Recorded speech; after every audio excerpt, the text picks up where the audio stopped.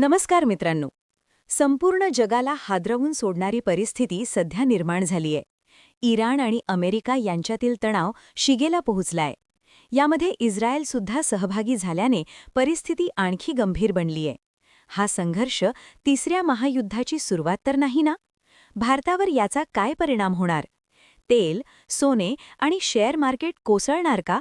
आणि सर्वात महत्त्वाचं, पंतप्रधान नरेंद्र मोदी कोणती भूमिका घेणार? आजच्या या व्हिडिओमध्ये आपण सगळं सविस्तर समजून घेणार आहोत. मिडल ईस्टमध्ये अनेक वर्षांपासून तणाव आहे. आयातुल्ला अली खामेनी यांच्या नेतृत्वाखाली इराण अमेरिकेच्या धोरणांना विरोध करत आला आहे. अमेरिकेने मिडल ईस्टमध्ये आपले अनेक एअरबेस तयार केले आहेत.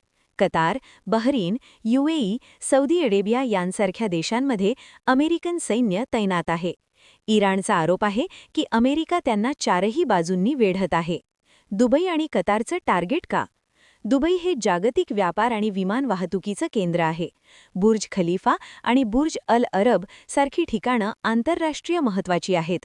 जर इथे हल्ले झाले तर जागतिक अर्थव्यवस्थेवर मोठा परिणाम होऊ शकतो. कतारमधील अल उदे एअरबेस हा अमेरिकेचा सर्वात मोठा मिडल ईस्ट बेस आहे. त्यामुळे इराण अप्रत्यक्षपणे अमेरिकेच्या मित्र देशांना लक्ष्य करत आहे. भारतावर काय परिणाम? भारत जवळपास 80% कच्चं तेल आयात करतो. जर मिडल ईस्टमध्ये युद्ध वाढलं तर पेट्रोल आणि डिझेल दर वाढू शकतात. रुपया कमजोर होऊ शकतो.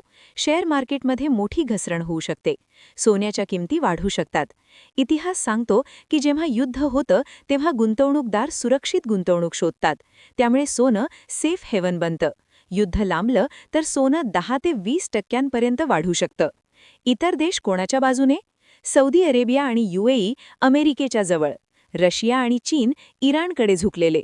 जर रशिया किंवा चीनने उघडपणे इराणच्या बाजूने उभे राहिले तर परिस्थिती आणखी गंभीर होऊ शकते.